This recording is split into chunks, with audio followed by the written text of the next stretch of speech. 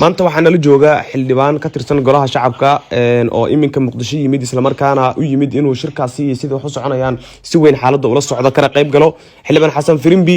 dadka aan Soomaaliya joogin ama magaalada Muqdisho iyo qaybaha kale ee dalka joogay waxba ka ogeyn golaha shacabka iyo Muqdisho waxa ka soconaya warbixin balkasi meeshan hadda waxa ka jira meeshan baarlamaanka dhex joognaa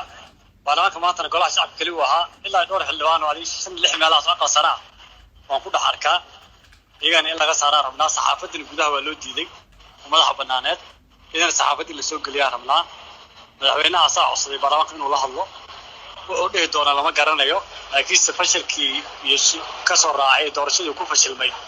wuxuu ka dhihi doonaa ilaa hadda ma garanayna laakiin baarlamaanka hadda muu soo buuxsamay wali laba qal lama joogaan hal aqal baa jooga sanataro ilaa 4 ilaa 5 baa joogta iyadana laga saaran soo jeedinayna xaaladda halkaas ay maraysaa senataradu maxay soo dooneen madaxweynaha codsaday in labada dhinacba uu la hadlo may senatarada gudoomiyaha aqalka soo saaray laba aqal wax la haysto laba aqal ma hal aqal buu ahaa marka dhowr baarlamaanka raba in lagu buuxiyo oo wixii taageero u ah madaxweynaha oo taageero waa in la keeno oo lagu buuxiyo ayaa la rabaa marka oo macnaha kulanka maadaama baarlamaan badan uu dibadda qaadada saaxiibka jiraan marka saas weeyaan arintu haddana waan dhex joognaa kulanku waxaan ku doodeynaa xildhibaano saxaafadii loo fasaxo madaxa banaan gudaha soo gashan ku doodeynaa oo loo diiday waa fahanay saxaafadda in loo diiday shaqaale baarlamaanka loo diiday intaas oo dhan wax xogaan hore u helay dibana ka weydiin doonaa waxa ka dhalan kara laakiin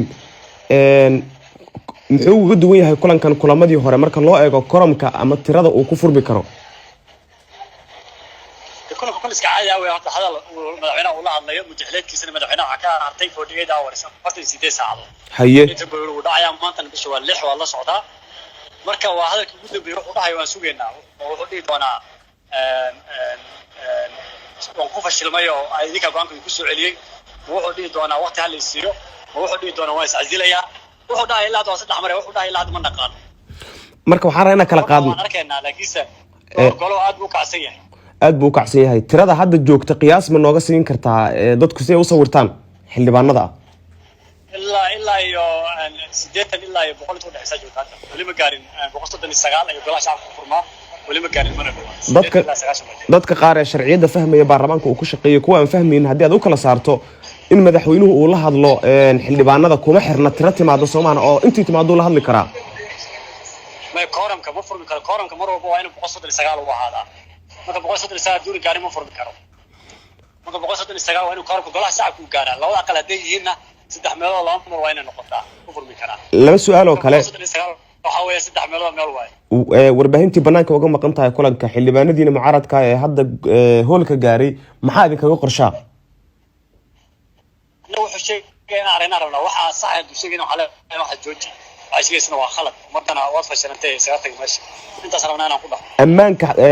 la wareega wadiisa oo su'aal waxaana loo sheegay ammaanka xarunta golaha shacabka haye ciidamada dharcada la soo geliyay tiro badan iyana in la saaro soo jeedinaysa intaas oo dhan waa fahanay ugu dambeyn inta aydan fadhiga imaanin waxaan ognahay inaad la soo kulanteen midowga musharaxiinta adinka oo ah xildhibaanada mucaaradka ah waxaad isku sheegteen ma waxaad dadweynaha la wadaagaysaa mise waa wax kale oo idin qarsan ma wadankan in la ilaaliyo oo baarlamaanka foodo uu gelin wadanka foodo uu aadin oo foodas ma taqeeban ka noqon inay noo sheegaan markii waajibkan ay dastuur u gudano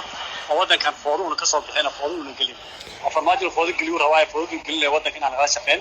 shirkina iyadoo uu socdo ka soo cararay oo ka soo tagay baarlamaanka uu codsadayna wuxuu rabaa inuu foodo wadanka ku geliyo dagaal uu ku geliyo marka arintaas aan loo hortagi lahaa baa laga tashay sidii caadiga ahayd ma firimigaaga yeerinaysaa mise maanta waa dib u dhigtay xildhibaan Xasan Yare oo ku magac dheer xildhibaan Xasan Firimbi aad buu mahadsan yahay kana tirsan baarlamaanka Soomaaliya gaar ahaan golaha shacabka lagana soo doorto deegaanada Jubbaland maantana Muqdisho u yimid si uu u dhageysto khudbadda madaxweyne Farmaajo ee ka jeedinayo baarlamaanka Soomaaliya gaar ahaan golaha shacabka aad buu mahadsan yahay